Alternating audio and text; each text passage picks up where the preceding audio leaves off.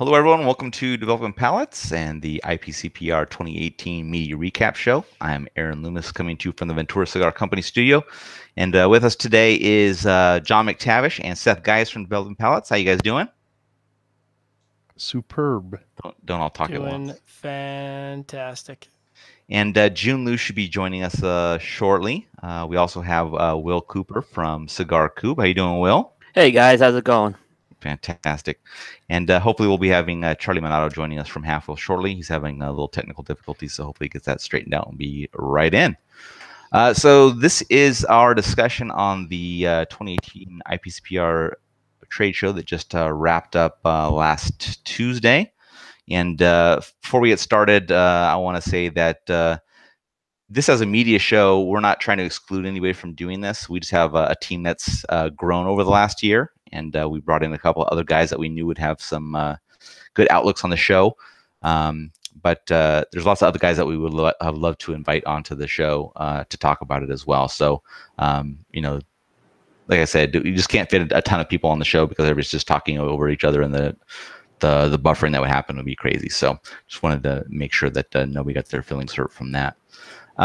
So let's just get right into the first topic. And I wanted to talk about the Hand-Rolled movie because that's kind of how the show started for most of us. So this was a documentary that was in the works for quite some time.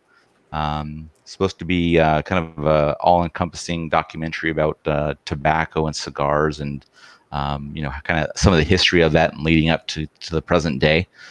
So I think all of us, except for maybe Charlie, got a chance to catch that on the day before the show actually started. So just kind of open it up. What were your guys' initial thoughts from watching the film? I'll hop in. Okay, go for it. So, obviously, I'm a cigar guy at heart, but I'm also a movie guy. Like, I'm a hardcore movie guy. I love movies. This is probably my first love was movies. So this is probably going to come across as overly critical, and I don't want people out there to think I'm being overcritical because it's more of a critique than being critical. I thought it was really good. I thought that the audience to me was clearly not us, which is a good thing because you don't need to be preaching to the choir. You need to be educating and sort of making it approachable for the wider audience out there, which is the 97% of Americans and Canadians and the rest of the world that don't smoke cigars. And you need to get this message across to them, in a way that's palatable, where it doesn't seem like you're, giving them a manifesto. So with that out of the way, I would say that the format I don't think is going to work for the wider audience, and we kind of talked a little bit about that at the show. We're going to sit there and watch. We would watch 3 hours of a show. I think if you're going to make this palatable for the wider audience, like putting it on Netflix, I think this is something that you need to break into bite-sized pieces, like maybe 30 or 40-minute segments. And I think maybe in doing that, maybe some of the stuff they had to cut out to make it sort of fit that timeline, because I know, when you're editing, you have to cut out a lot of stuff. Maybe you could bring that back in. So overall, good movie, but I think you are going to have to make some changes to it to make it so that the average audience isn't going to just tune out after the first 25 minutes. How about you, Seth? What were your thoughts on that? Yeah, I mean, I'll agree with John that, well, I'll say this. I don't think the movie, and this is my opinion, I could be totally wrong here, and if I'm wrong, fantastic. I don't think it will reach out to individuals outside of the industry. I don't think it's going to capture that. I think the one person who did, Claudio at Mombacho, when he was talking about, the impact in Nicaragua, talking about the the political, economical, and the social impact that'll have on the country. I think that's a good message to get across to people. I think when you have individuals talking about, slamming down taxes and so forth on people, it's not always going to go well. And I think it's a conversation that needs to be extended to a larger area. And you could say a democratic base. And I think if you want to do that, you need to talk more about the people down there, which I think the movie lacked. But at the same time, I think it'll capture what the industry people like. So if they want a little feel-good movie, they got it. But if you want an effective movie, I don't think they delivered it. How about you, Will? Well, I'm glad I went. Okay, and I think folks know I had my reservations about going, but I'm glad I went. I thought I agree with both John and Seth's points. This was the movie not for us. It's a movie that's geared at the more general cigar enthusiast. Where I had some of the shortcomings of the movie, and I told Pete one of these things, and the other one I didn't mention, but I thought Honduras wasn't represented in this movie. He acknowledged that, and just so folks know, Pete Johnson is an investor in this movie. He's got a lot to do with this movie right now. So, he had asked for some feedback, and I thought missing Julio Aroa, he acknowledged as well, was something that they just couldn't make happen. They tried to make it happen. I thought there was a very important story with that. Afterwards, obviously, there was some talk that Jonathan Drew wasn't in the movie either. I think that part, there was a whole story there that really could have contributed to the movie. And maybe some of the things that John and Seth talked about where the movie was a little short, his story could have livened it up a bit, is what I was starting to think. You can't get everyone in the movie either. I recognize that.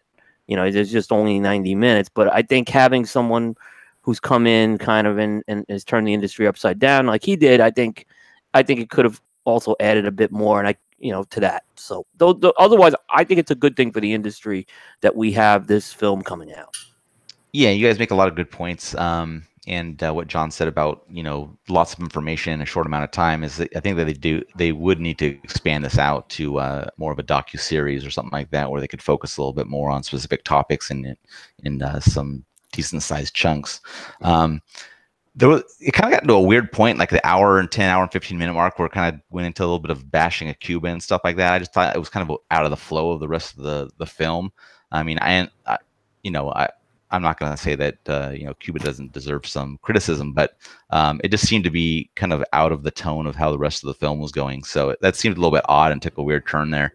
But there was a pretty good comedy relief part of it when some of the guys were talking about their first experience smoking a cigar and things like that. So those are the moments of the movie where I think that it would really kind of touch some of the maybe non-cigar smokers or people that have tried a cigar here or there. Like those are some moments where you're going to get some real audience tie-ins and things like that. So I thought it was good.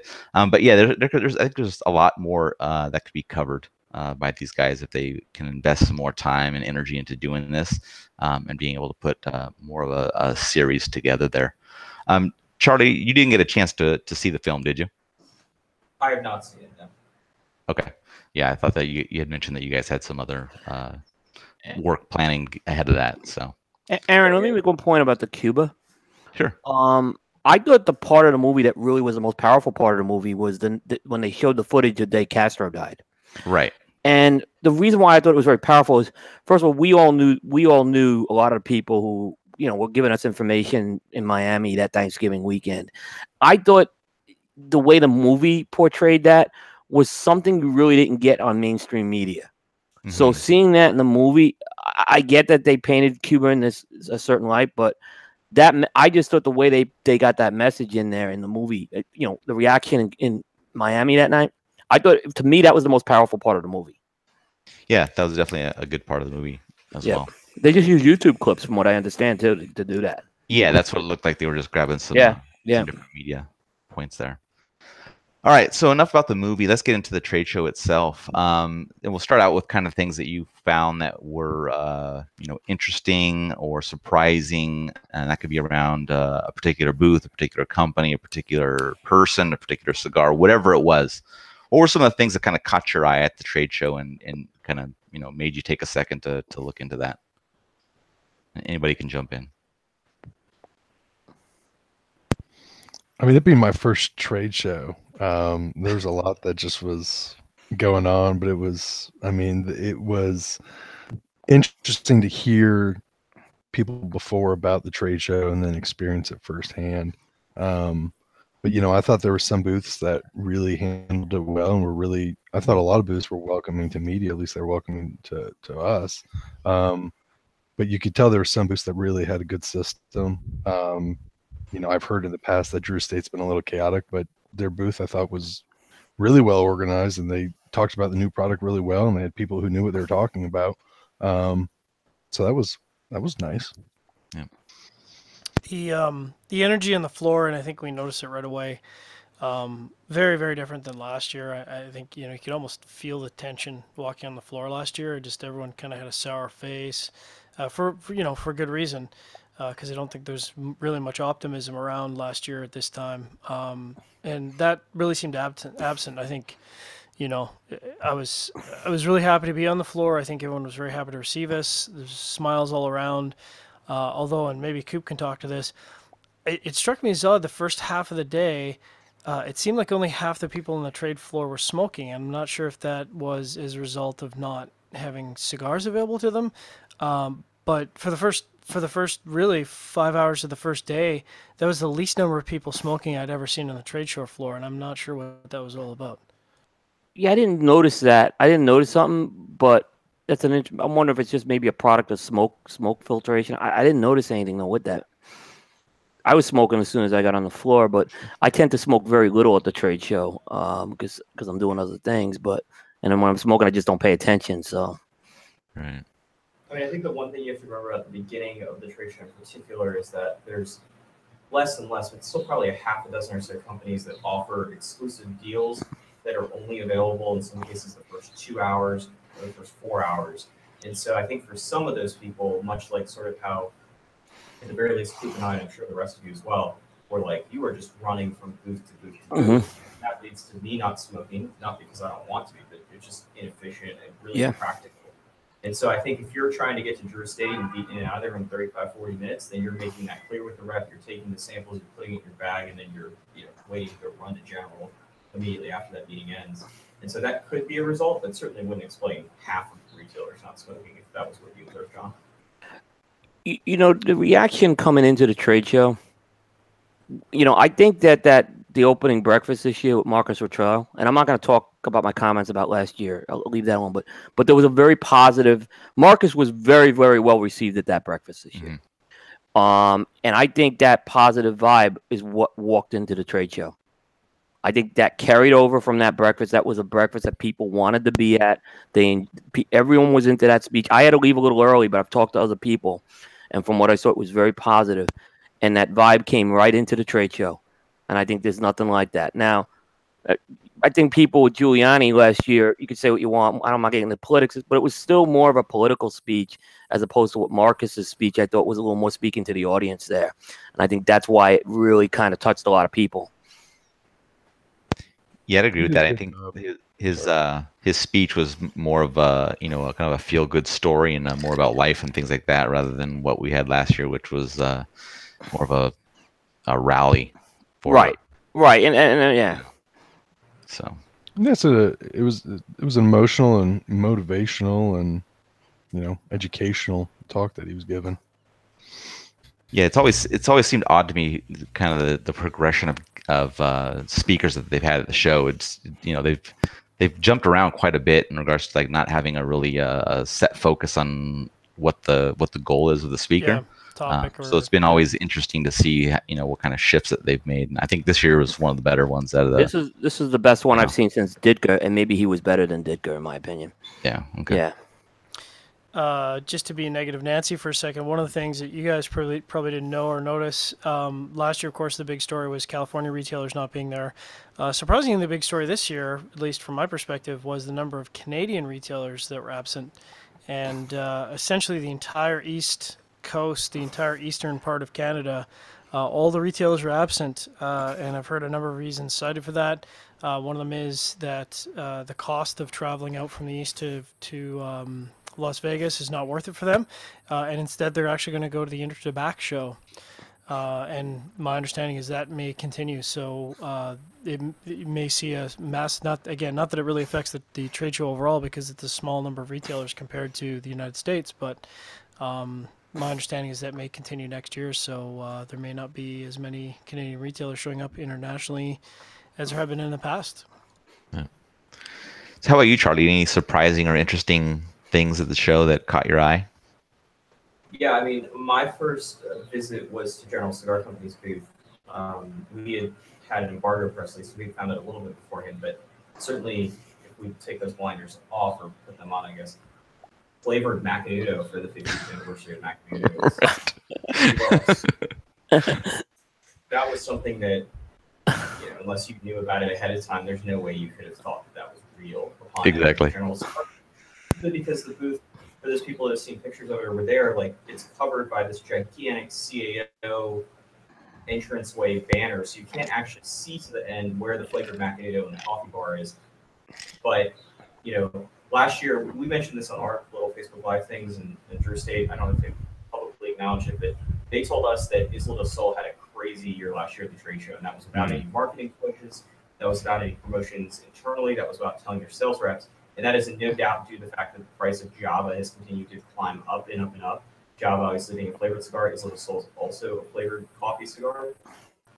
And so while General Cigar won't explicitly say it, they're going after Java, and they think that having a $7 to $8 flavored cigar is in the coffee segment is certainly valuable. And the fact that they chose it with Macadamia is a bit head scratching, but I applaud it. I spent a lot of time criticizing Altadas for the show. I've done that competitively. I think this is one of the reasons why General is different than Altadas. Altadas would never think about doing a flavored Monte Cristo or a flavored Romeo. I understand they're Cuban brands, but Macadamia is sort of a 33rd Cuban brand, and General apparently just doesn't care and is willing to do it. And I applaud them for it. Yep. Yeah, and Seth, I thought you nailed the aroma off of that cigar. What was your flavor note for that thing? Do you remember? Oh, what did I say? It doesn't smell like Oreo cookies or something like that. I think you said almond joy, right? Almond joy. That's right. Yeah, it did smell like an almond joy. I think that worked out there. No, I first said coconut, and then Yes, and then I said almond joy, and then everyone's like, "Yeah." Yeah. You get credit for it. It's you, June. You did it. Oh, don't bite off me, All right, June. What about you? Anything surprising or interesting that you found at the show? I just joined, so I'm not sure what you guys talked about. Don't worry, stuff that interests you doesn't interest anybody else. So go ahead. How about that little what is this, man-to-man flirting between Mombacho and Robert Caldwell? Yes. And they're TPing of each other's shit. Like, that was unique. Yeah. That's because it's gonna be a cigar next year. No. Yeah. Coop thinks that there's going to be a collaboration cigar between the two of them, and this was just their 2 year ahead, all-out King style promotion of things. Yep. So. Well, it's carried on throughout the after the trade show, because now there's a GoFundMe page up to send Claudio back to Canada. Yeah. Or send Mombacho back to Canada, because of course Claudio's from Italy, but yeah. Another thing is, I don't think I've seen this at anyone's booth yet, but at Wart booth on the back end, and it's a pretty large area, you're teasing, I think the cigar brand is going to be called Sarto, and it says it's going to be released in 2019. So I thought that was kind of interesting to spend that kind of money and to tease something that's going to say, hey, it's going to come out sometime next year. Well, actually, June, Alec Bradley's done a few things like that in the past too. Yeah, so I remember they did it, I think, with Post Embargo and Nika Puro. I think were both kind of done that way. So it's not totally out of the norm to do it. Gotcha. And then back to the Mombacho Caldwell thing. I don't know if anybody else sees it this way, but I just don't see Mombacho. If this is a nice fun thing and has nothing to do with being tied into a cigar, I just think Mombacho's not playing in the wrong league with Caldwell. I just don't think it's a fair fight between those two brands. So I think that anything that Mombacho tries, they'll be run over with something like 5 times worse. So. But some things that caught my eye was the Altadis booth this year. I thought it was definitely a big upgrade, much cleaner. Seemed to have a better flow and kind of promoting the new stuff rather than being, kind of what General had a few years back, where it was basically a cigar shop, kind of promoting all of their brands and things like that. I think it was a little bit better flow, and then having Eddie in the booth, kind of giving us the tour. It was definitely focused on kind of what they were focusing on this year. Doesn't hurt to have Aston Martin in there either. Yeah, that helps too. So yeah, I thought that was a nice upgrade for them in the booth. Alfa Romeo, not Alfa Romeo, not Aston Martin. Oh, my bad. I would have bought a bunch I don't of know if they had boxes. it in Canada. I can't afford either one, so it doesn't matter. And then Charlie was talking about the general booth. I thought the general booth was pretty nice again this year with the layout. It was all around the outside kind of thing with all the different brands, and they've kind of been doing the same thing a couple of years now, where they're focusing on all the future products, and it was a good flow around that booth again. So, what were some of the cigars that kind of going into the show had the buzz and kind of you thought kept the buzz going in? Aaron, can I make one more point on this topic? Go ahead. So I thought the big thing I saw was this was a big year of anniversaries in the cigar industry, and you had Hoya de Nicaragua, Davidoff 50 years, Avo 30 years, Liga Privada 10s, and there were a lot of these. And I'll just say it, I thought Drew Estate crushed it over Davidoff this year, which I'd say they're two big companies, and in general to a less extent with Macanudo. But Drew Estate crushed the two. They crushed it when it came to that. They really went all out, and Davidoff seemed a little lost this year. The fact that the 50th anniversary cigar was already sold out before the show, it was almost like anticlimactic to me. Mm-hmm. The Avo stuff was all sold out, before the show. So right. What was Davidoff bringing in? They had two big anniversaries. What were they bringing in to generate some excitement there? And they were just kind of, it seemed like they were resting on their laurels. Drew Estate was introducing innovative products. Hoya de Nicaragua introduced what I thought was the best cigar at the show, which kind of which made me think about that point. Right. Which was the Hoya, the Cinco de Cadas. The Cinco de Cadas, yeah. So in my mind, I don't know quite what was going on at Davidoff this year. I'm not saying they had a bad show sales-wise or anything. I'm not saying the products were bad. It just seemed very anticlimactic considering what we've seen out of Davidoff the past 6 or 7 years, to see them go into that trade show with two big anniversaries and go flat. I think they were just too busy burning their ST2 pump ends. Oh. Yeah. Layers of lacquer, dude. Yeah, you can't burn them. So going based on what you said was, Drew Estate had a lot of buzz going into the show because they had made some announcements very close to the trade show starting about, new Liga Privadas and the Hoya and some of the other products, Herrera Esteli and things like that. But what other cigars kind of had your attention kind of going in there, or what caught your attention that you weren't aware of when you kind of got there? So definitely, from some of the bigger cigars, I mean, obviously we mentioned the Drew Estate ones that were big. Some of them, like I'd say the Monte Cristo Nicaragua, which we did know about, surprised me. I actually thought it was a pretty good cigar when I smoked it. The EP Carrillo Inch Ringmaster, that surprised me as well.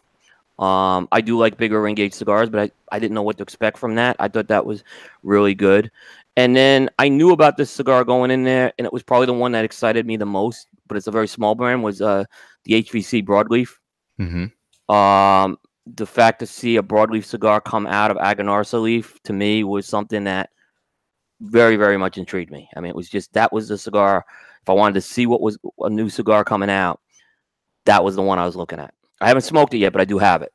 Right. What about you, Seth? Any cigars that you had your attention going in? Coop kind of mentioned the cigars that really had my attention going in. I know Drew Estate had a lot of stuff. Nick Melillo with his new Tabernacle. That too, yep. That was one of those. I was interested in some of the new Agonorsa leaf stuff. But coming out of it, really out of the stuff that was interested in me beforehand, then carried onwards. Cinco de Cadas is the one that really actually did it. The other stuff I haven't, hasn't really got my attention yet. There's some new stuff, but I think we're going to get to that in a little bit. Right? Saka's stuff. I had smoked Sin Compromiso before the show, but the Thick Lonsdale, I think, was another one that very positive reaction we had to that. Yeah, very positive. 300 Hands by Southern Draw. That was the Maduro. Yeah, the Maduro one. I got the natural hair. Yeah. Yeah, the Maduro was awesome. The Maduro was spitting hot fire. It was good. I wasn't even paying attention before the show, but once I smoked, I was like, man, there you go. That really got my attention. Yeah. How about you, John?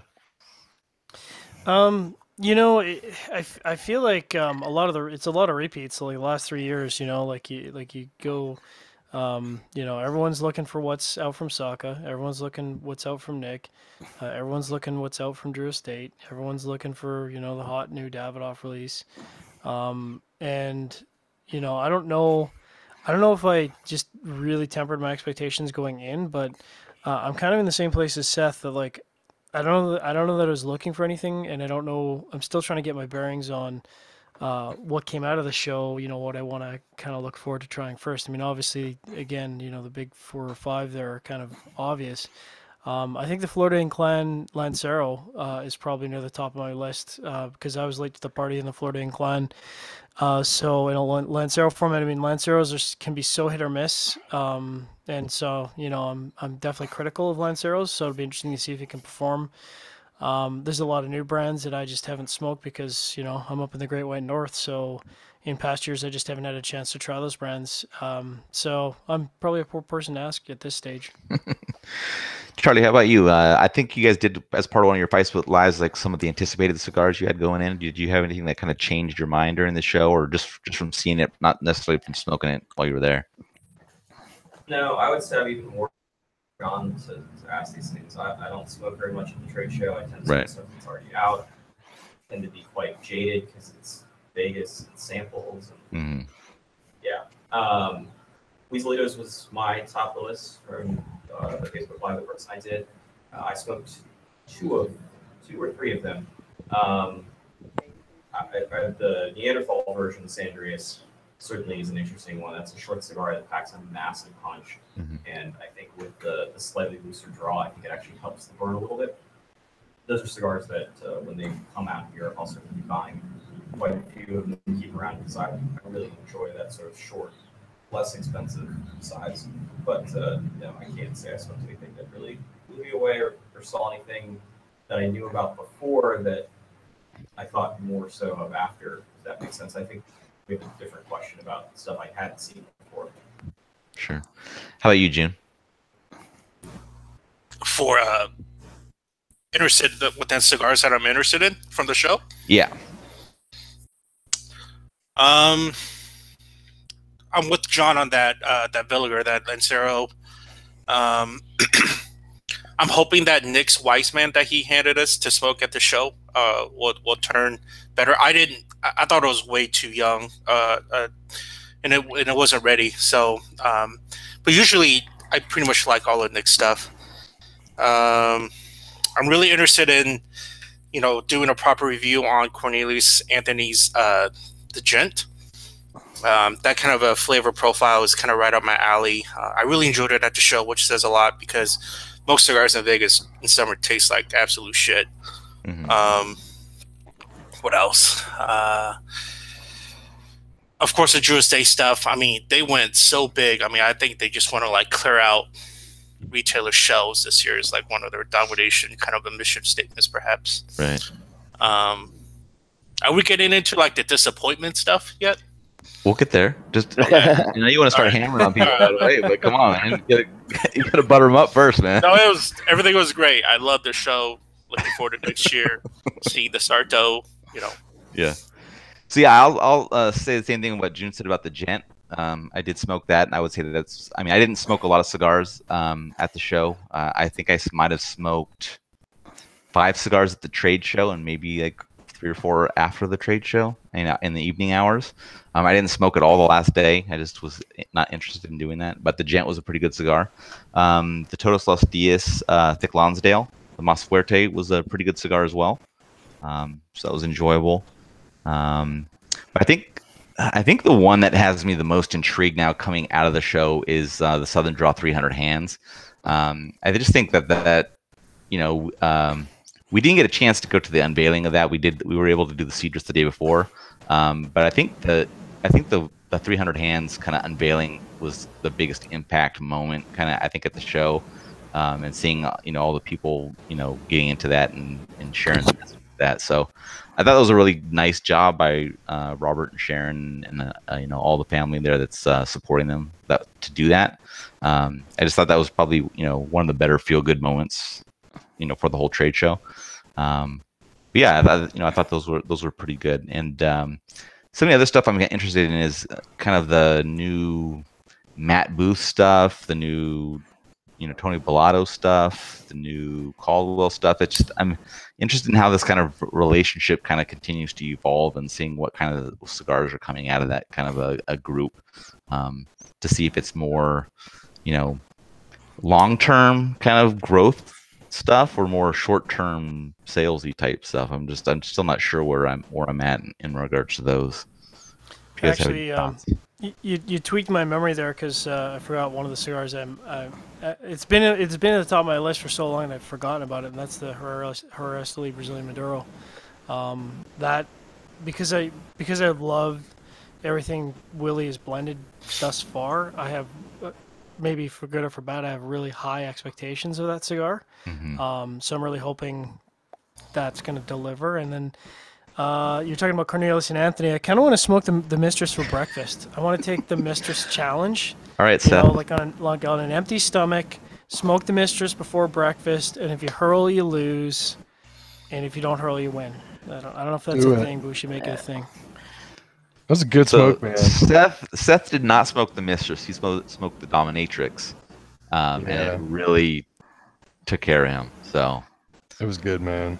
Yeah. Another thing that was cool, and I hope down the road more companies will do this, is when we smoked a few of the burritos, like from La Aurora and being with FSG and Jeff. FSG. Yeah, that was really neat. We basically had a class with Jeff rolling our own burrito. That was a lot of fun. I really enjoyed it. It kind of gave me a not renown, but gives me more of an appreciation for tobacco. So. It was a history class too, man. Yeah, we had 45 minutes about the USS Maine and the Spanish-American War. It was great. Yeah. Yeah, Laura was the Andullo tobacco is a burrito. Yeah. Yeah, it was strong. It was good. Yeah. Yeah, they're doing blending kits with that now. So they have the ADM blending kits was one of the things they were showing off where you get to do that. Nice. So anything else that you guys found interesting in a good way at the show? We'll get into the bad stuff later, but anything that was good?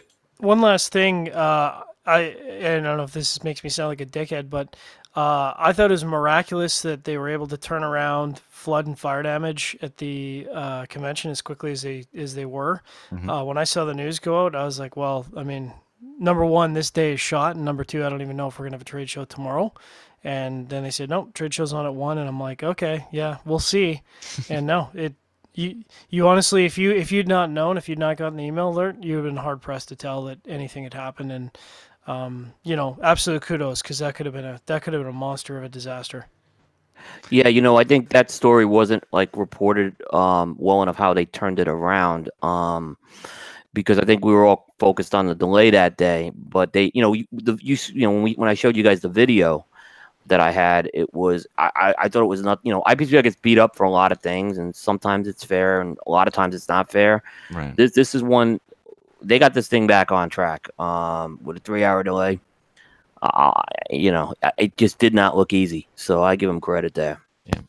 And Charlie, you guys were able to capture some of at least the smoke video from what was like a security camera or something in your booth, or a camera you had running.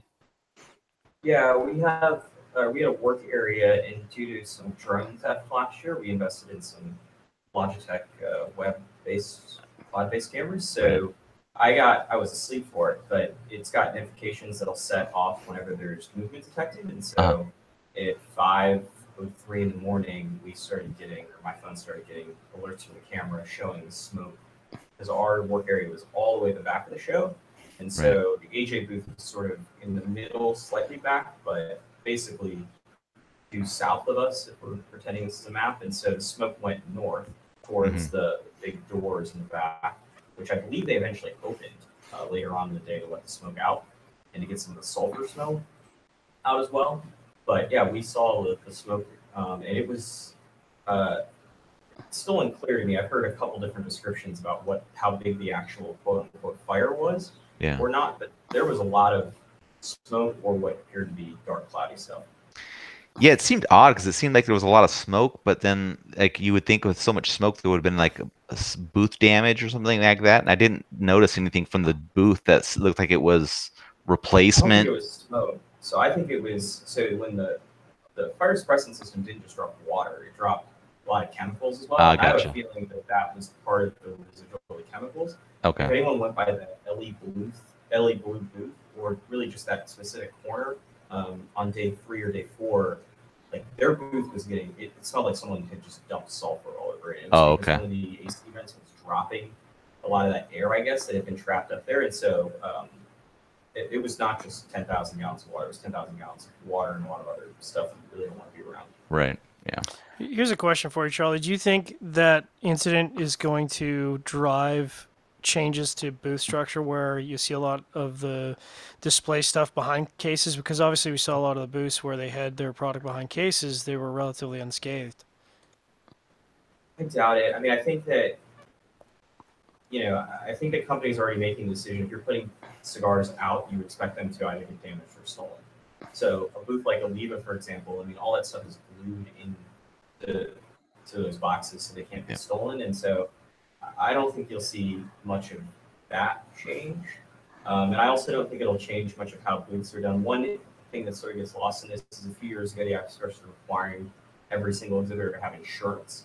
And so one positive thing of this, at least, is that move paid off, because as opposed to having, Nat Sherman, Cigar Oasis, and SCG Lane, I don't know if they were actually affected, but Orango, et cetera, go after AJ, it's just the insurance companies that are bickering about Right. fault and protect. There was definitely a inspection going on after the show, because remember, guys, I walked back to go to Husto's booth, and I walked past the AJ booth. There was a definite investigation going on there. They're still looking into what exactly happened. I've heard a bunch of things. I think they're trying to find out if to make sure the code was followed right now. Right. And obviously, that's probably going to play into the the insurance piece right now. But they were doing a serious look at that electrical system, and you could see there were inspectors there after the show when it closed. Mm-hmm. All right. Anything else you guys want to talk about on the positive side before we get into the negative side of things? All right. So we're gonna start with you, June, since you're chomping at the bit to chew out somebody. So yeah. So go for it. What was a negative for you at the show? Well, one of the most disappointing things for me is, when I went to take a piss, I didn't have Boofy's face to urinate on. Okay. I'll think of some other ones, but I'll come back to it. Wow, that was you could do better than that. Okay. All right, you guys got any other disappointments? I got one. If you guys want to think about it for a second. You know me, I like to spit some hot fire occasionally. Go for it. I'd like to see the IPCPR start calling out. I realize it's only a small segment of retailers, but given how vocal they were years ago about bloggers, I'd like to see them be a little bit more vocal about some of the poor behavior of retailers. This year, maybe more than any year in the past, not only were we seeing, and these are retailers, free grabbing product off the shelf, which is never a good thing. This is the first year I can actively remember where booths were reporting being straight up robbed, where presumably retailers, I can only assume since they're the bulk of the people, were going to a booth and multiple half wheels of cigars were being taken from behind the booth or behind closed cabinets. Sorry, I cut you off there, Charlie. I was just saying, Halfwheel does not condone stealing 50 cigars. Sorry, that's right. It's a poor association. But given how vocal they were in the past in condemning sort of blogger activity, I'd like to see the IPCPR issue a statement, and a strong statement, that any retailers caught stealing product or free grabbing product off the floor will be escorted off the premises. And I think they really need to send a strong statement about that. I watched them throw a retailer out for stealing a few years ago, but I don't know. I wouldn't say this year is any worse than years past. I distinctly remember one year someone took the red O off the Cusano sign. That means somebody walked in and said, "You know what I need? I need a 20-inch non-glow-in-the-dark red O. That's right. Font. I'm just going to go up and walk up to the top of this booth and yank it off, and then walk away with it. Yeah. That's the right thing to do. But no, the retailers are terrible. And like I mentioned earlier with Oliva, there's a reason why people don't leave cigars out, because they get stolen. And retailers are just as worse. And if you're a consumer and your retailer came back to the trade show and they have a whole bunch of green cigars that don't really look like the rest of the things in the grab bag, rest assured those were free samples for stolen cigars from the trade show, because that's what happens. Yeah, what jumped out to me was that I heard more people visiting booths. I heard more people mentioning it, that it had happened to them, I think, than I had heard in previous years. I mean, I've heard, things here or there. I think a few years ago, Abe Flores' laptop got stolen or something like that out of the PDR booth. But I can't remember hearing this many people saying that cigars were being stolen from the booths, and it's usually happening, in the after hours, where, I think Riste said that, all of his Lanceros or Lonsdales got stolen. Like, he didn't have any more in the box to be able to give out. So I think he said like they yanked 14 boxes from him. Yeah, 14 boxes. I mean, that's not like it's a small thing or anything like that. So it seemed like it was more prevalent this year, at least from what I was hearing, than previous years. But I do know that. Those are retailers, though? What was that? Are we sure that those are retailers? Well, we don't know that those are retailers who are stealing them. Yeah, but that's where I'm going with that. There's theft happening. Yeah. Macedonian So, hackers. to steal 14 boxes, that's not a small amount. That's right. That requires, like, I don't know how a retailer, like, the jar and bags aren't that big. Like, how is the retailer getting 14 boxes on the trade show floor? Mm-hmm. Yeah. So you guys know I've had some thoughts on this topic the last few days, but more not against the retailers. We've all had the bullets thrown at us over the years that we were the problem, but what I'm seeing in the last few years is this rise of like indentured servants who come to IPCPR to work for manufacturers. Right. And the majority of these guys go there to work. Okay. Yeah. See, we know Stace Berkland when he's with Steve Saka. Tom Pearson was with Fred Rui. These guys are there to work. But there's another group of these guys that are going around with the trick-or-treat bags. And I saw it firsthand this year, where they're disrupting my business and retailer business now. And the irony of this whole thing is they can get on the trade show floor a day early because they got manufacturer badges, and they're allowed to ask for samples because they're not media. So something's broken there. Something's broken that these guys have more accessibility than the media guys, who I think the media guys we've had. There was one guy in the last 5 years that was a problem, right? But the guy, I mean, the problem guys were 9 or 10 years ago. They're long gone. The guys who are going are all legitimate guys right now. But yet these guys are allowed to run around the trade show floor. I think IPCPR really has to look at cracking down on this right now. Yeah, I plan on actually saying something to them on this exact topic right now because I think it is a problem. Yeah. But you guys, any other negatives? Yeah, I think Perdomo Cigar should apologize to IPCPR and General Cigars for having the reps handle out 10th anniversary champagnes at the general event. There you go. That's a good one. There it is. I mean, do it. I mean, it's a goddamn disgrace. It's a lack of class. I have heard of other companies were doing that now too. Not to pick on, but I heard of other companies in the last few Well, days. if they do it too, and I saw it, then They should be wrong. Yeah, I agree. Banish them from the next general event. Yeah, I guess if you have a big sponsor sponsoring the opening gala, it's definitely bad form, to be doing it in such an open fashion where you're walking around with a box in your hand, searching out specific people to be handing them out. It's not a good vision, I guess. I think one thing that is unrelated to Nick Perdomo's interesting thoughts about giving cigars out at a general event. There seem to be, and this is certainly not the first time this has happened, but there seem to be a lot more manufacturers that didn't have booths that were walking around. It seemed like Marcella had like a whole entourage, which seemed odd that A, Steve were there, given her sort of comments or her company's comments publicly about the value or lack thereof of the trade show. But B, like, just to see her walking around that many people was also a bit alarming. I think the IPCPR's got to figure out some way to deal with this, because there were, by my count at least, I saw over half a dozen of these people. Right. I'm not sure that all of them were doing business, but at least some of them were. And I don't know how if you're, say, Rainier Lorenzo with HVC, or if you're any of these other small guys in a 10 by 10 or a 20 by 10, small booth where you're spending, let's call it $10,000 to be there at the trade show with the booth and the setup and all those sorts of things. Why would you spend that money if the only difference between what you could do or what these other guys could do is potentially attract a new account here and there? Because if otherwise, like, you could bring in your 2 new boxes of cigars and bring in some samples and get 2 badges and then go to the cafeteria or go find someone else's booth and just do your business out of there. And while that's not the most pressing issue of the trade show, I do think from a long-term perspective, trying to convince people to spend money on a 10 by 10, particularly if you're somewhat established, becomes more and more challenging if all of your competitors are just walking around the show floor or doing business at a much more reduced price. That's a really good point. I noticed that as well, and I was like, it just becomes this big mixer with a bunch of people running around with travel cases with cigars in them, handing them out to different people. It was a problem about 6 or 7 years ago, and it seemed like IPCPR cracked down on it. There was a point I remember. I'm thinking of Orlando in particular. There was a couple of incidents there. It seems like it's cropped back up. Charlie's right. It's definitely cropped back up again this year for sure. I saw several companies. Yeah.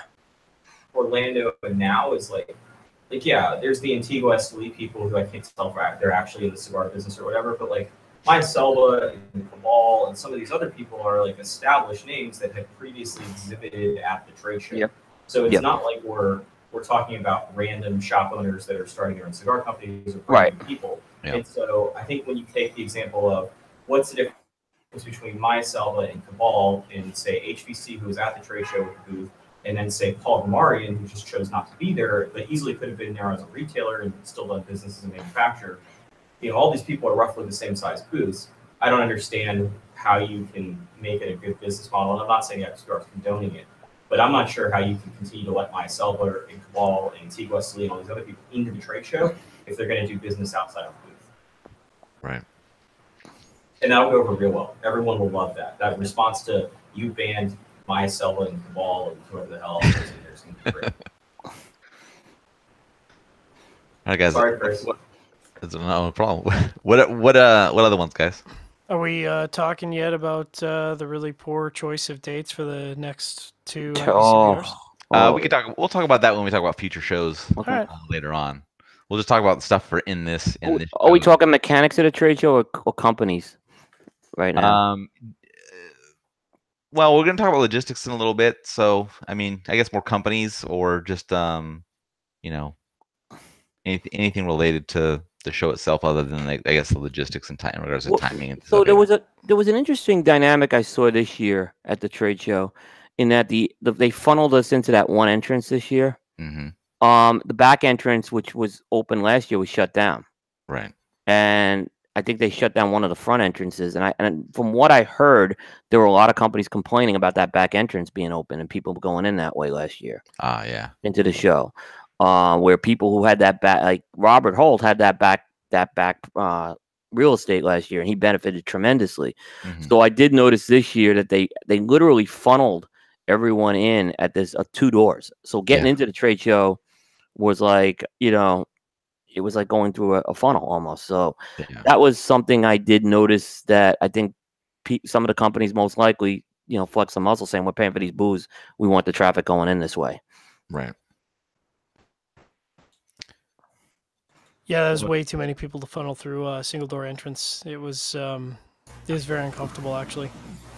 Yeah, and then at the last minute, then they'd throw some of the other doors open, like as like a mercy move or something like that. But it was still trying to get everybody through there. And then you got these people, those little whisper scooters or whatever, trying to get through there and run over everybody. So that was fun.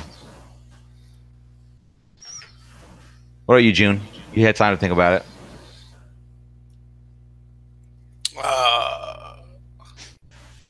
Nothing. All right. All right, so let's talk. Oh, go ahead. Aaron, I think your mic's giving some feedback. Mine is? Yeah. Okay. Oh, I'm not hearing it. I hear a lot of static from. Oh. I think it might be June's, actually. Yeah, it might be June. Is it? I think it's June's. Okay. Yeah. Oh. All right, back on mute. Yeah. Yeah. Sound good now, Will? Yeah, I went on mute because I want to make sure it wasn't mine. But I don't think it was you. Okay. It was June's. He muted himself earlier and fixed it. Yeah. Okay. So let's talk about some absences, whether you think they're notable or not notable. I mean, Charlie's already mentioned, a couple brands that were there kind of walking around doing business, but were there any brands that were not exhibiting at the show that you thought were, I guess, maybe more noteworthy that they weren't there rather than just, some company that you see kind of fading into the background? Epic was a big one because Dean Yeah. seemed like he was making a push, particularly in my part of the country, only a couple of months beforehand. So I kind of would have. I know he does a lot of his business outside the U.S., but I still would have expected him to be at the trade show this year, and that was a surprise. Yeah, that's who I had on my list. I mean, I think he was sharing a booth with a leather maker or something last year. So I just don't know if maybe he just couldn't find that kind of a fit to be able to put a booth together, or he just chose not to do so this year. When we had him on the show, it sounded like he was coming to the show, right? When we had him on primetime. Yeah, I thought so. Yeah, that's what it sounded like. So that's why I was pretty surprised on that. Padilla. Yeah. Can I say something about Padilla before Sure. we Go for try it. to honor him? So, Nobody's honoring him. He's been to the trade show the last 2 years, or not this year, but the prior 2 years. I don't think he's actually shipped any of those cigars that he's shown off. Some of the like leftover show samples ending up at like Mike's or Best Cigar prices, but like as a one-time type of deal. So yeah, like Padilla is a notable name, perhaps the most notable, particularly amongst the cigar manufacturers that isn't there. But he also has like physically been there, but doing what? I don't really know. And so, and those have been the only like 2 times you ever see Padilla throughout the year anyway. So it's like, all right, you go to the trade show, you got that, cigar and wine crates or whatever nonsense. You show it off, you keep tweeting about it, putting it on Instagram, and then it never ships. And the year before, you reinvented vintage 1932 or whatever nonsense again, take a whole bunch of pictures of it, and it never ships. So like, yeah, Padilla wasn't there. That was notable. I'm not sure what it actually has to do with the overall cigar sales in America, except if you're at Best Cigar prices and wines, but certainly notable. And I don't knock Steph for mentioning it because it's, I mean, if you look at the list of companies that he put together, I know Aaron, you have some issues with maybe not that list, but the other one. No, yeah. But like that's the most notable one on the list. Except then you go like, what has Padilla done in the last 36 months? Yeah. The answer is jack shit. He's busy selling 5-packs for $1. That's what he's busy doing right now. We interviewed him. When we take no offense, Charlie, and to be honest with you, I can really give a shit because it's like, how many 5th generation 1932s do I need to smoke now? I mean, it's not what it was, and it sucks. When we had him on the show, and we tried to interview him, that's the best way to put it.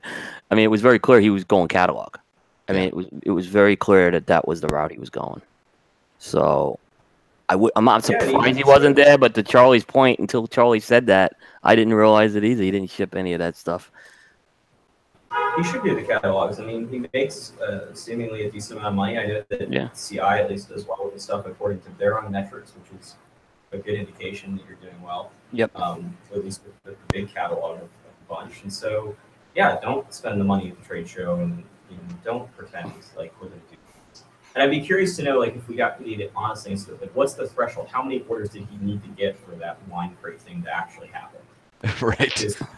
Because like, were we 6 wine crates off, or were we 60? Yeah. Because that would also provide a bit more light about like what he should be doing. The other one I would say, and Seth, once again, I don't knock your decision. Like that's the biggest name.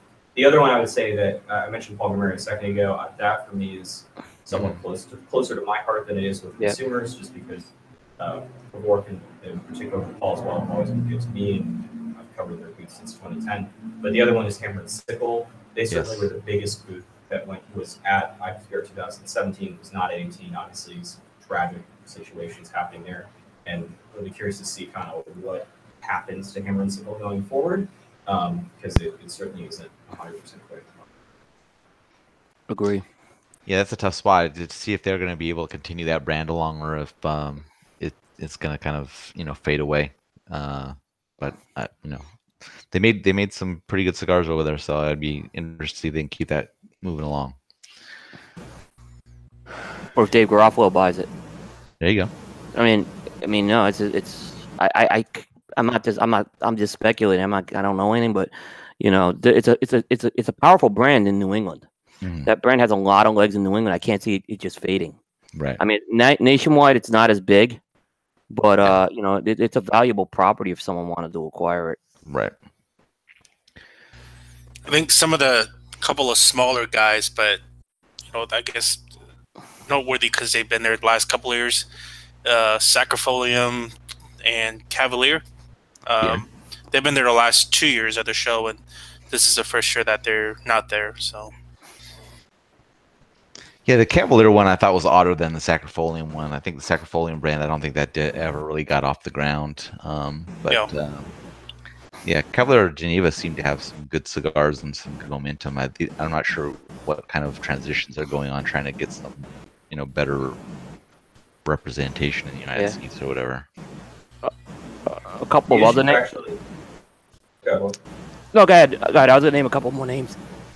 Yeah, so the issue with Cavalier is actually pretty simple. Sebastian, the owner of Cavalier, is trying to get a visa to come to the U.S. As part of that process, you're restricted from traveling to America for a certain time before it. So sort of like restart the visa process after the show or continue it onward. So he opted to continue with the visa, and that meant he couldn't go to the show. And then I think from the Cigar Art perspective, who is his current U.S. distributor, and it seems like we'll still have probably a relationship going forward with him. I think they just figured that it wasn't worth their money in particular to go to the show without Sebastian. Sure. Particularly since they only have a certain, time left distributing the brand. Because once Sebastian gets over here, I think that's the end of Cigar Art's distribution of Cavalier. Right. All right, go ahead, Will. So a couple more names that were not at the show that I think were noteworthy. Kubanakon seemed like they were going to be getting back into things. They were not at the show. I was told early in the year they were coming to the show. LH Cigars. I do know Nick. I think that's an issue of a one-man show type of deal more than anything right now. But he was not there, which was, I think, obviously it's noteworthy. Las Cumbres, second year in a row, they're not there. So I don't know when we'll see them, if we see them back at the show at all again. It seemed like a couple months ago Emma wanted to push the line back in the U.S. So again, I was a little surprised on that one as well. And you mentioned, you just mentioned, the other one was already mentioned. And Ohana was another one that wasn't there. None of the Noel Roas stuff was there, period. So I think Noel's kind of going a different route right now. It's clear with his factory that he's got going. So those are the other. Ohana was actually there, just not as an exhibitor. They were one of the people I'm trying to get. There you go. Okay, yeah. When is that list coming out, Charlie? It's in. There's a current listed in the recap or in my recap, I guess, the show which comes out later this week. Yeah. Okay. Perfect. I think I've mentioned most of them, but Ohana, I did see Ryan a couple times. Yeah. Yeah, we actually walked in with him. That's true. We did. So yeah, he was definitely there as well. Any other ones, guys, or do we exhaust the list? All right, let's chat about some common discussion topics at the show, whether that was in booths that you visited and common themes that came up, or discussions with other media members or things like that. Were there any things that you felt were pretty common or that people were asking you fairly frequently? I would say this is the first year where I've been grilled. I don't know if grilled is the right term. Grilled about what I was smoking and what I liked and what I was looking forward to. And normally you get that sort of maybe 1 out of 8 booths or whatever. I would say it was almost more than 50% of the booths we went into. The conversation naturally gravitated towards what have you smoked so far? What do you like? What are you looking forward to? And I'm not sure where that was coming from, but by the third or fourth time it happened, it definitely it was definitely an outlier. Yeah, I agree with that. I think I had got asked that more this year than I remember ever getting asked that. So I'm not sure if it's there's more people trying to figure out what was hot or what was going on. What else do you guys get asked a lot at the show? Well, obviously the interesting thing is go to 4 days. The first 2 days I kept hearing foot traffic's up. Everyone, foot traffic's up. The last 2 days I kept hearing they got to do something about this third and fourth day. Right.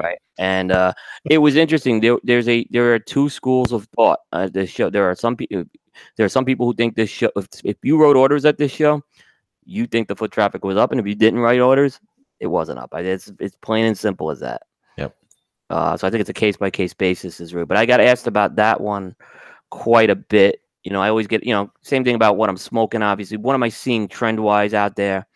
You know, was a big one. I think there was a push towards value price cigars this year, a lot, which I think a lot of people, everyone thought who was coming out with a value price cigar, they were going to be the only one, and it seemed like a lot of people had them. So it got a little more crowded than I think people thought.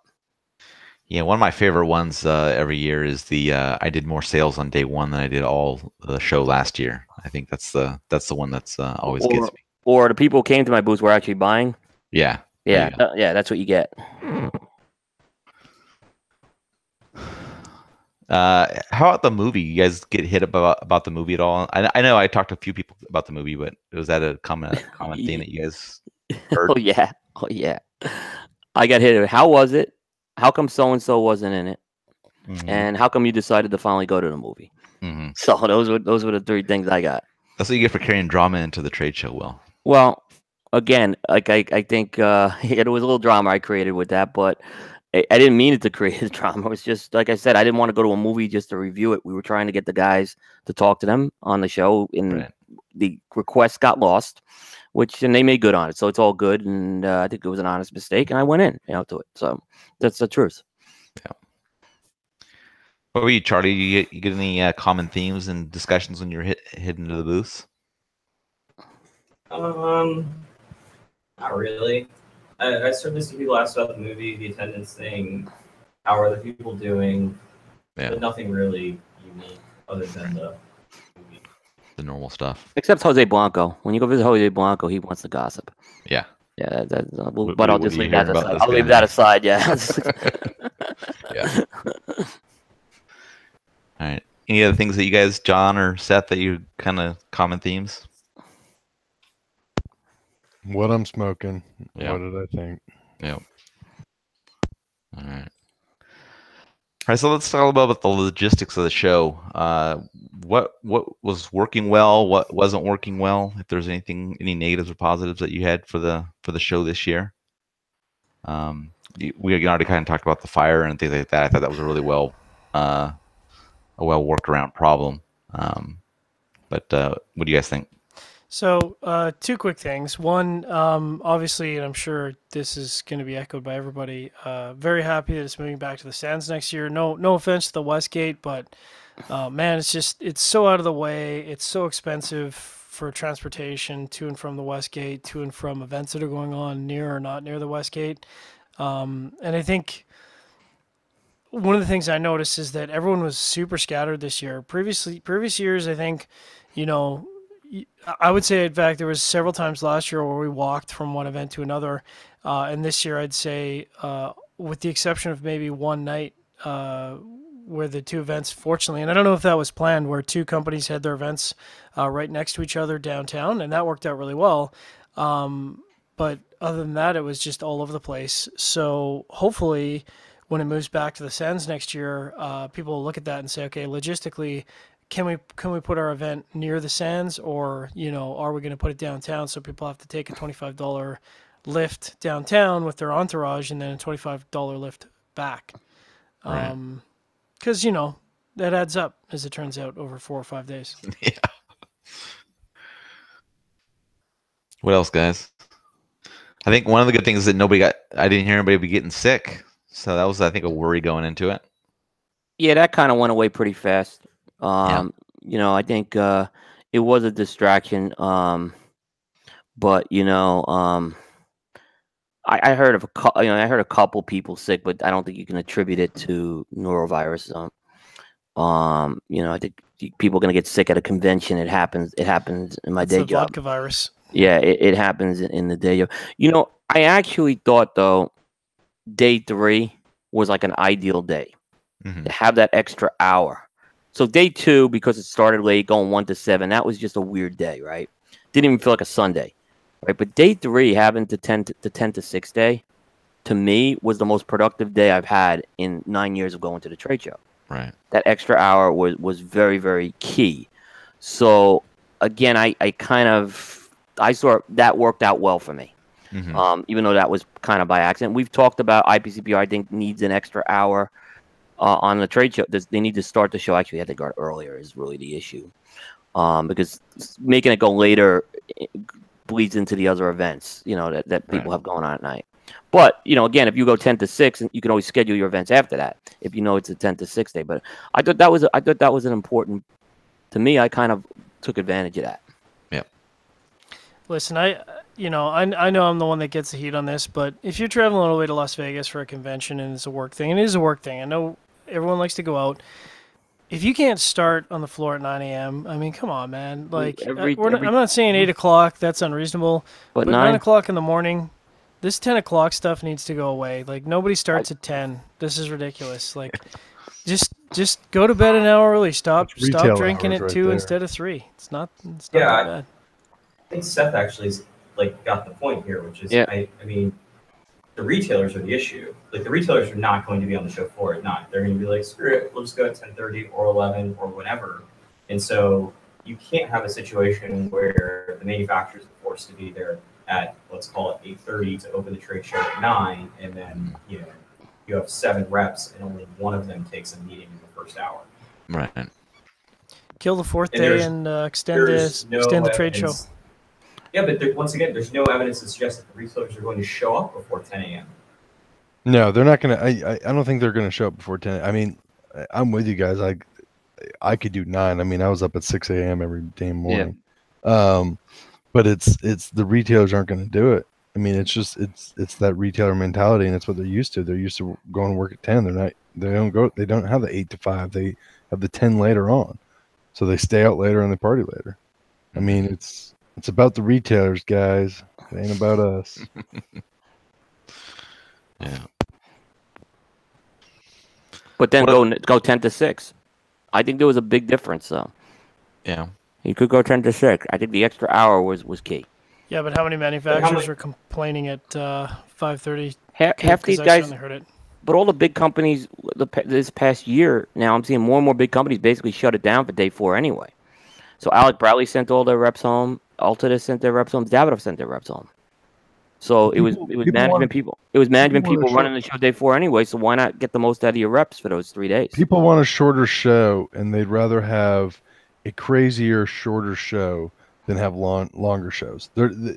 I've heard that from manufacturers, and I've heard that from retailers. They would rather just go for the weekend, have it be a little bit shorter, and have them run around a little bit, and then be back. They don't want to stay all those days. The other thing that was a problem, and this was a problem in Orlando, and IPCPR didn't learn its lesson, is having a trade show over a weekend. Tends to give a 2-day trade show for a lot of people. They'll do Saturday and Sunday and go back home Sunday night, Monday morning. They want to get to the shop. Yeah. Right. So we see that the next 2 years are going to be in the same boat. And you're going to be dealing with 4th of July and graduation on top of that.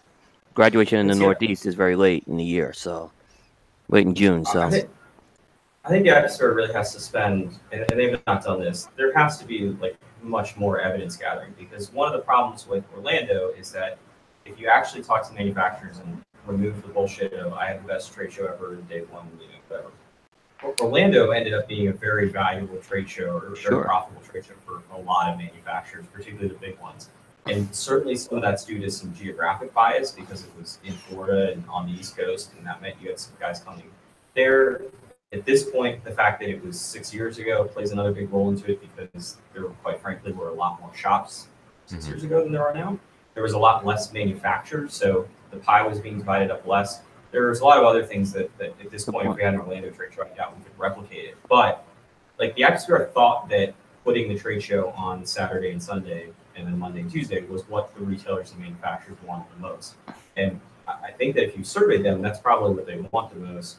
So we can sit here and say, how do you improve day 3? But the reality is, if the sales are good, and if the retailers say it and the manufacturers say it, then this is what you're going to be stuck with, because those are the people that are affected by this the most. Yeah, but I think if you survey them, the reason why they're answering that is because they have the mentality I could do a 2-day show. That's kind of, I think, what a lot of them. I mean, that's some of the ones I talked to planned on only being there 2 days. They were happy about that, yes. But if you're trying to have a sustainable trade, if the idea is to have a sustainable trade show over 3.5 days, they're not hitting the mark there, I think. I just think it's retailers are becoming. The other thing you have to look at is you also have to probably realize that some of these retailers are becoming more selective. And while we're there for media purposes and we go to every booth, for them to go every booth, it's a retailer. Okay, they're having to buy more product. I imagine if they're a successful retailer, they're going in there with a budget. They're going in there knowing what they can spend. They're also more aware of their humidor space. They don't have all the space to bring all the stuff in, and they don't need to. They know what works in their shops if they're a good one. I would just like to argue that I was wearing a retailer hat, and I still would have been happy to be on the floor at 9 a.m. So Yeah, but you're Canadian, man. You're happy about a lot of things. Saka had an interesting concept with the regional shows. I mean, it would never work. It never happened, but we talked about it last year on the recap show. I said the exact same thing. It's an interesting concept. Yeah. Well, I can't remember. Somebody came up with a counter. I think it might have actually been you, Charlie. That basically the cost of it would just be ridiculous. Yeah. Yeah. No, the cost of it would be insane. And then, like, I don't. At a certain point, there has to be some decision about what the trade show is about.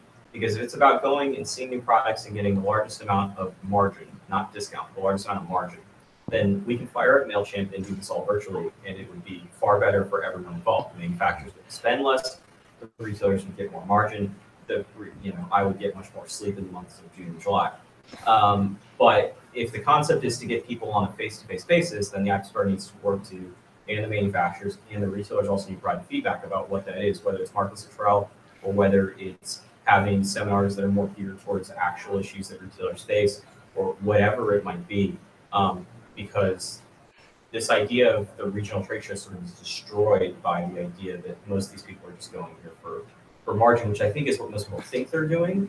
But the reality is there's the FOMO and there's the getting drunk on Rock Hotels dime and there's the going to Vegas and there's the writing off a vacation and all the other things that go into it. But the core driving factor, if you survey all these retailers, is getting the biggest discount so I have better margins. And obviously passing down to consumers because that's what happens.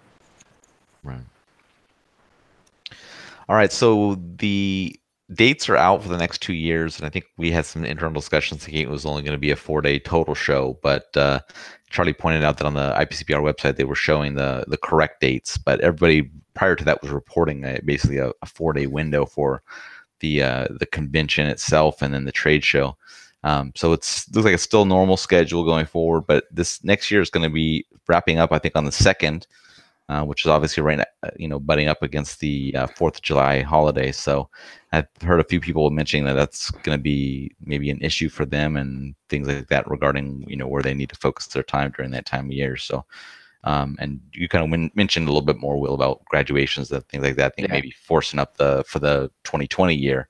So how do you think that's going to kind of fly for these next 2 years? Yeah, I think the graduation thing, people just don't. My daughter graduated 8th grade when I was still living in New Jersey. June 27th. Right. So there's a later start to the school year up in the Northeast. I think it's not. I just don't know.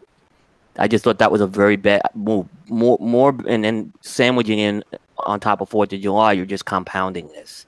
Right. If that's what it took to get it back to the Sands, I don't know if that was the right call. Yeah. That's kind of where I'm going. I think you're going to see some problems with that.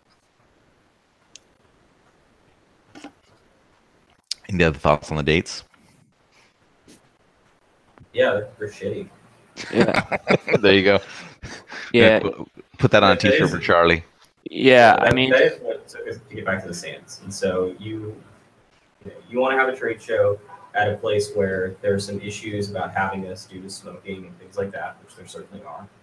You want to have it at a certain venue, then you're going to get left with a limited amount of dates, and then you factor in the idea that imagine if the IPCPR doubled the cost of exhibiting and doubled the cost of attending the trade show just so they could have it, at a more reasonable time of the year. Because guess what? The IPCPR consistently hosted this trade show in the cheapest time of the year, which is the dead of summer when no one wants to be in wonderful cities such as Orlando, Las Vegas, and New Orleans walking around outside. So I don't know. Once again, I think the IPCPR, and it sounds like they're going to attempt to do this, they have to have much more dialogue with people.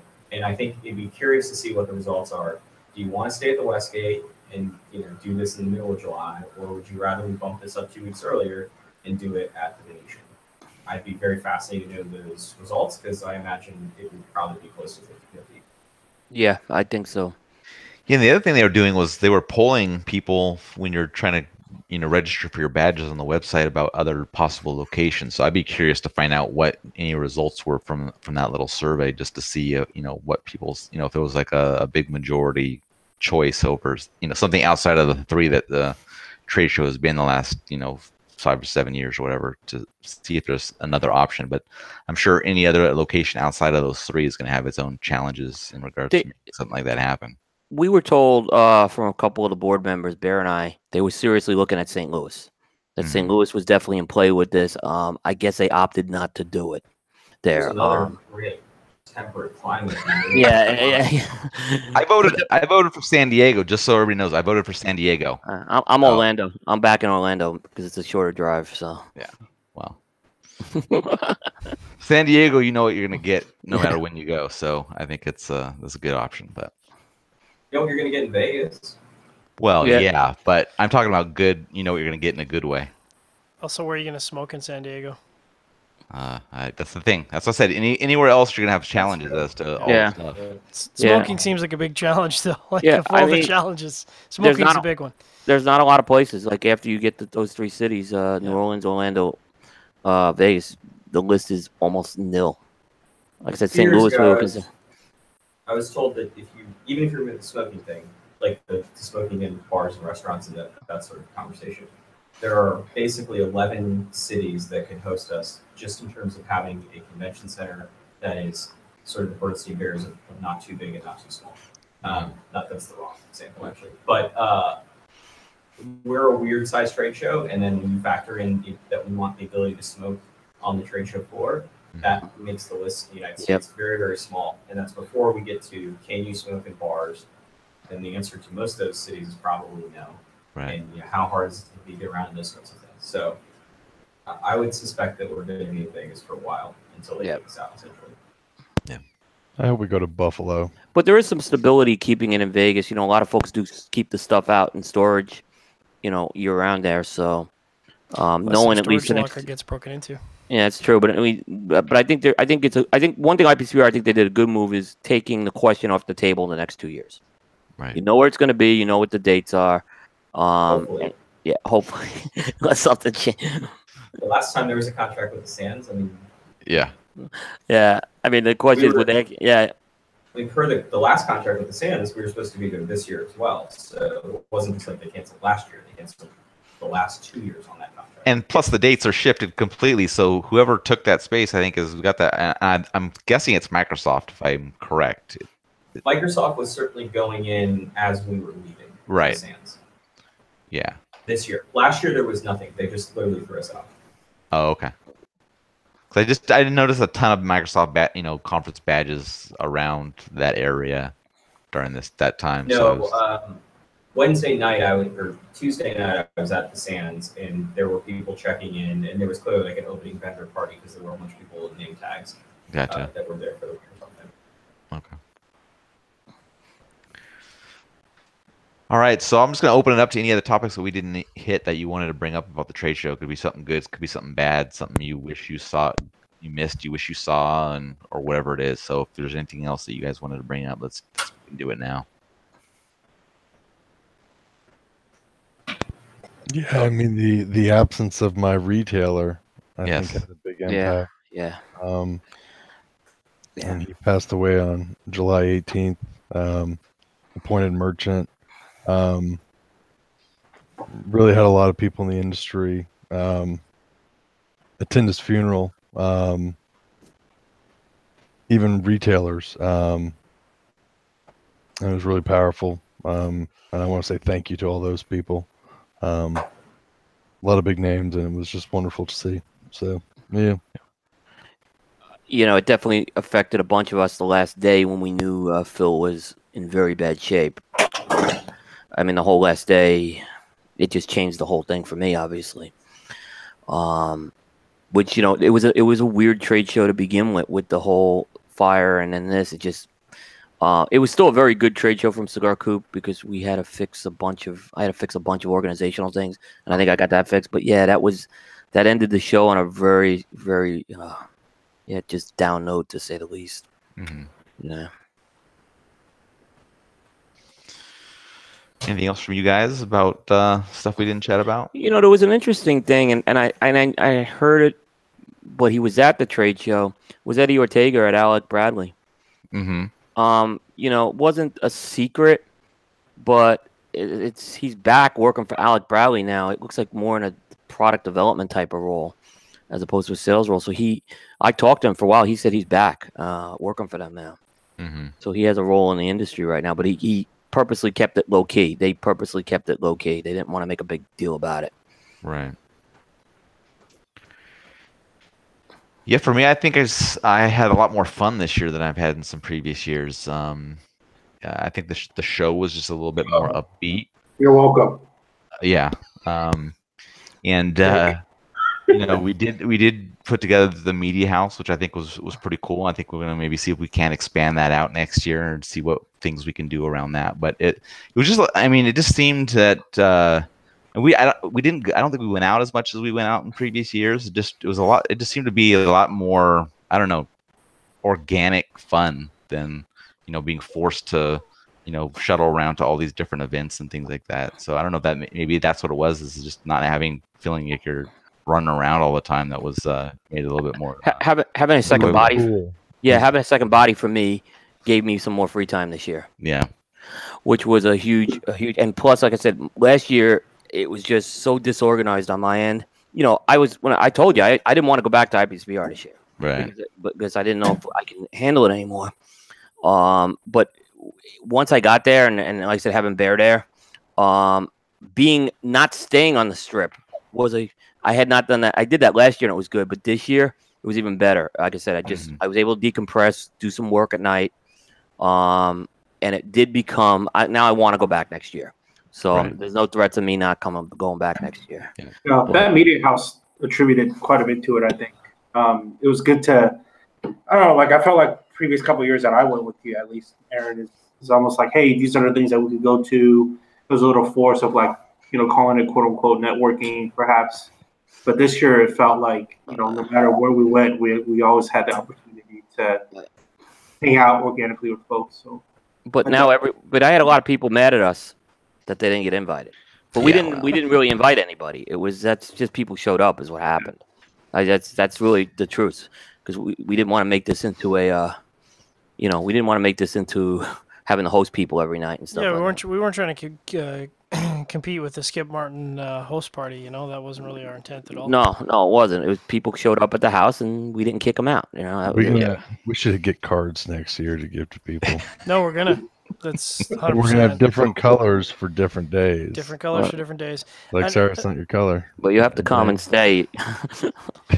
and I do have to say, because I wasn't, I've been being a Canadian, I've been to Vegas more times than I can count. I wasn't sure whether staying off the strip was going to be a positive or a negative, but I think there's some major positives that when you're staying in the hotel, when you're kind of around that sort of casino, noisy, bright light environment, I think it sucks a lot of your energy. And I think, a lot of people actually said to me on the third or fourth day, you don't seem as tired as you have in past years. And I think that's attributed a lot to just being able to sort of disconnect from that Vegas lifestyle, even if it's only for a few hours.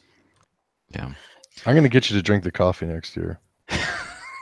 I might leave some beer behind and pack a pour over with a hand grinder, because I'm that snobby about coffee. There you go, man. You can do coffee next year. I was the only one up. Why don't we get sponsored by a coffee company and get some proper coffee gear, man? We can work on it. You have a relationship you could probably exploit for that. Coop took advantage of the laundry service I provided. Yeah, thank you. My wife's like, you did laundry? I'm like, no, Seth did. The big advantage, I know Charlie had the office space on the floor, and unfortunately that message wasn't communicated to me to the last minute, and IPCPR could have had a nice check from me for that, right? But if I have the office space on the floor combined with being off next year, I think we could really, it could really help us tremendously, for a lot of reasons. just because when you're far away, you still need to do things sometimes, and leaving the show floor to do things sometimes is not a productive. I mean, I had Bear this year; it made it a little easier when I had to get some stuff out. So hopefully, like I said, I already told him. I said I'm very interested in the space, and we just logistically couldn't work it out with a week to go with the show. Right. So how about you, Charlie? What was coverage like for Half Wheel, and did you guys get a chance to decompress in the evenings? Were you guys working most of the time? We seem to get ourselves into these very late dinners, so Right. yes and no. We have. I think it's different. I think that I feel safe saying this, that with the exception of the magazines and maybe just CA and Cigar Snob, we're really, and I guess, press to some extent. We're, once the American-based companies, really the only ones that had large members of staff that have been there consistently for a number of years now. So we sort of have an idea of what each one of us is capable of. We obviously, as Coop mentioned, we had a space in the show floor. For the past couple of years, we've had spaces above or outside of the show floor for us to work in during the day. Having the show floor space was certainly helpful. It saved quite a bit of time overall throughout the week.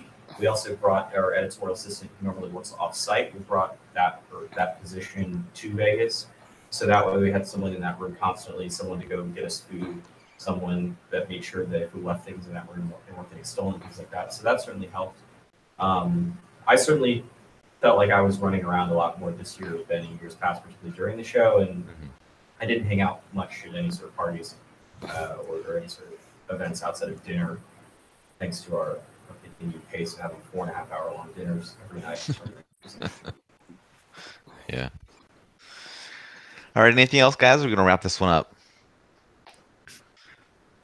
All right. Well, I want to thank Charlie.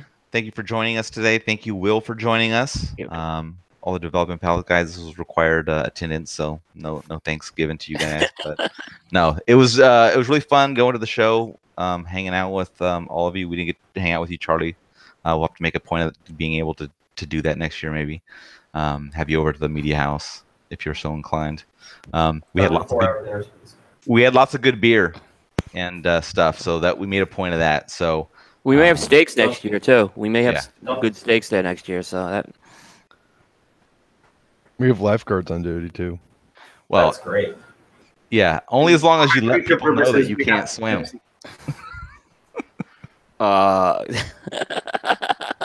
Don't start. Unfortunately, Will can't swim, but he didn't tell anybody that he can't swim. He just went and jumped in the pool, and we're watching the World Cup, and we didn't know if he was going to come out dead or alive. So it was when I went to that deeper section, I didn't realize it. I had you.